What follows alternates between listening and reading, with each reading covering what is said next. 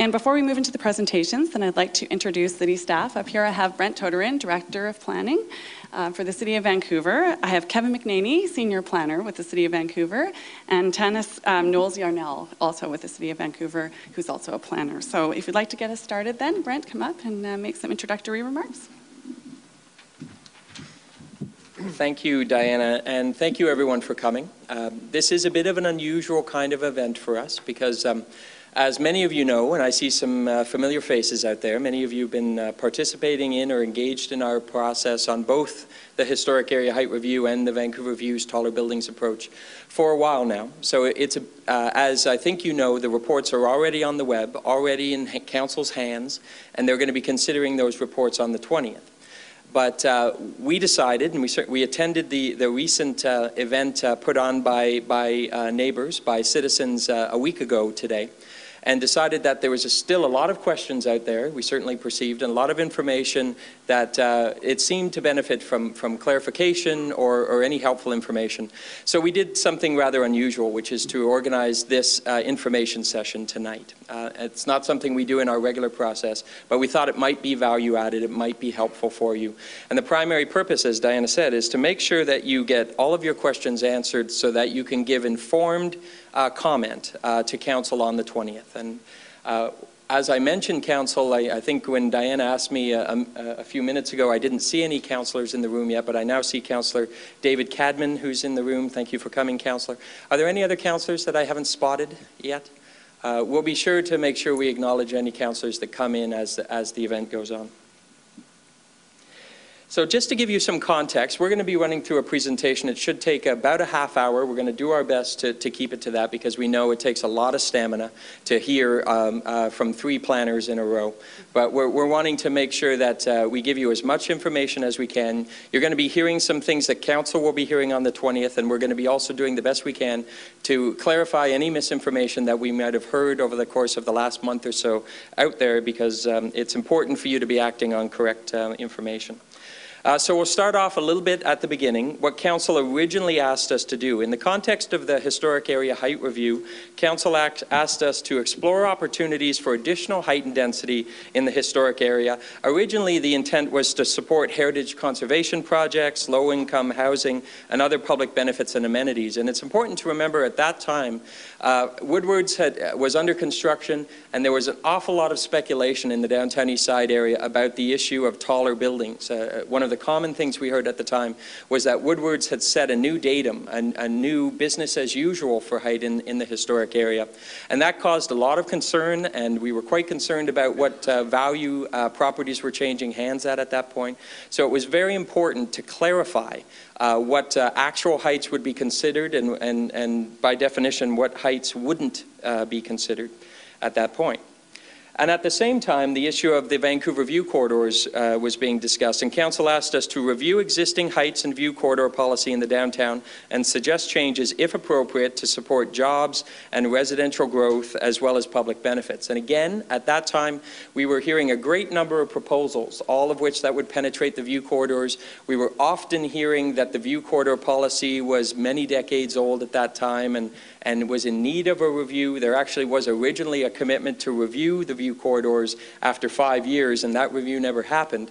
So there was a great deal of speculation going on about whether properties could or couldn't penetrate the view corridors. So Council asked us to do a comprehensive review of the view corridors. This was all in about 2008 or so, at a high point of speculation. We started off our exercise, staff, in listening with the broad community and really trying to understand the nature of our city and its context and how important that is for us as a city in terms of our value set. We recognize one of our strongest assets is our connection to our mountains and our water, a truly unique context within at least North America. And we've always found that our city building was guided by our values. And in both of these contexts, values really were the starting point for our exercises. Whether or not we value our connection to our water and our mountains, for example, or whether that value had waned over time, And in fact, what we heard was a very strong recommitment to the importance of our views as part of our value system.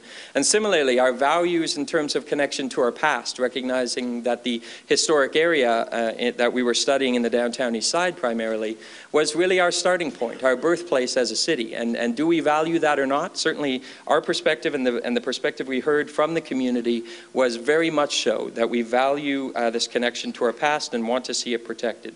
So as over the years, we've been using these values to define and guide our city building as well as our heritage preservation, recognizing that we haven't been perfect in these areas, but we've always strove to do as much as we can, reflecting these values as our starting point. One of the main messages we heard from the public through these two exercises, because the question was being raised about whether we do these in return for public benefits, things like parks and daycare and heritage preservation and affordable housing and things like that. One of the things that both the citizens and our various advisor groups told us, which really confirms something that we as planners believe, which is that in order to make sure we create and maintain a livable city based on great, strong urban design, that design has to come first and should not be sacrificed to achieve public benefits. In other words, design your city based on your values first, and then achieve public benefits from what you arrive at, rather than using public benefits as the sort of tail that wags the dog and leads to too much density. That was a very strong message we got from the public and our stakeholders, something we very much agree with and believe. So in the context of these two processes, both the Historic Area Height Review and the Vancouver Review Study, we started off in a very, frankly, long and comprehensive engagement process. In the case of the Historic Area Height Review, 20 public meetings, open houses, workshops. In the case of the Vancouver Review Study, 8 open houses, various use of new media techniques, Twitter, Facebook, webpage, surveys, representative surveys, telephone surveys, etc. So we literally reached, in the context of these two processes, thousands of Vancouverites who provided their commentary as we've gone through the process. And that ultimately led to Council's decisions last January on these two exercises. And we'll get into that a little bit more as Kevin and Tanis do their presentations. But I really wanted to emphasize that this is the tail end of a very long process that's been going on over several years, involving several thousand Vancouverites participating and actively engaging in our exercises. So some key questions. What did we hear from the public generally in the context of the Historic Area Height Review? Well, we heard that heritage character and scale are the most important thing in the heritage area. This, if you're going to make changes, you have to do it in a way that errs on the side of preservation of the historic scale and character. There was some strong oppositions to much taller towers, recognizing that at that time, towers anywhere between 250 and 400 feet were being contemplated and discussed within the historic area. And there was a very strong negative reaction to that, and particularly negative reaction to some specific proposals that were being discussed at that time, the Chinese Cultural Center, for example. And based on that strong opposition, there was a very strong change or direction that the proposals ultimately went into, and Tanis will talk more about that. There was a split view, if you will, on the issue of moderate height increases in certain sub-areas, and there was specific support for moderate height increases in Chinatown. As we discussed it, the issues across the entire historic area, what we found was that in Chinatown in particular, there was more support for the idea of taller buildings, increases in height, specifically for the purposes of economic revitalization. And that wasn't unanimous. There was very little in this process that, as you can imagine, was unanimous. But there was a very strong majority, if you will, that spoke specifically of increased heights in Chinatown. Across the rest of the historic area, it was much more of a split view, even on the issue of moderate height increases. But pretty much there was a very strong position that more significant height increases were not a good idea. Thus, we tended to focus on the moderate height increases. And lastly, there was concern for the impact of development specifically on the low-income community from a gentrification perspective, from a pushing out of the low-income community perspective, not only physically in terms of housing, but in terms of the low-income community's ability to find services and supports that make the community livable for them. A very strong message that we continue to hear. In terms of Vancouver views, what we heard, There was strong support for protecting views. That was the starting point. There was some tolerance for modification of some views, particularly the panoramic views. So it was, the public perspective seemed to be pretty evenly split on the issue of very sensitive modification of views in the panoramic views. There was very strong support for addition of new views, and ultimately we created 3 new views, Council did. And the public was divided on the issue of additional taller buildings, both within views and without. And this tends to reflect what we usually see in our public dialogue. The issue of heights, and particularly taller buildings, can be very polarizing. We tend to have very strong opinions on either side of the debate. So our staff response to this public process, to this public input. In the context of the Historic Area Height Review, staff's recommendation was to affirm the historic character and scale as the primary issue, as the primary goal. We removed what had been contemplated as special sites. These were sites that would be of taller height, and taller tower building forms, again recognizing that heights of 150 to 300 feet or even higher had been originally discussed in some of the proposals coming at city staff.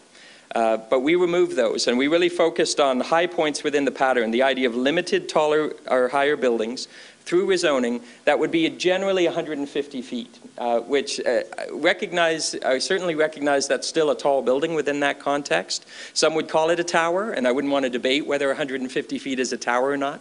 But in the context of the much taller proposals that were being contemplated at that time, it was a pretty focused approach to the idea of taller buildings. Staff originally contemplated 3 higher sites, and Council rejected 1, the Kiefer Steps site, and supported 2. And we'll go a little bit more into that as Tanis makes her presentation. And then moderate height increases in Chinatown with support supporting bylaw and policy amendments. And I'll get to what Council did after that, but this is what staff recommended. In the Vancouver View study, again, staff recommended affirming the importance of the view corridors, strengthening several of the views in terms of their mechanisms for protection. We recommended adding 3 new view corridors, going from 27 protected views to 30. And we suggested the idea of an option for very limited buildings within selected views if Council wanted to do that, recognizing again that Council had asked us to look at those options, but of course our primary recommendation was to affirm the importance of the Vancouver views. So Kevin and Tanis will tell you what Council did with that, but I wanted to remind you how we got to ultimately Council's decision in January of 2010. I'll hand it over now to Tanis, who will take you through what Council specifically asked us to do in January and the nature of the recommendation that the Council is considering on the 20th. And then Kevin will do the same for the Vancouver views and taller buildings approach.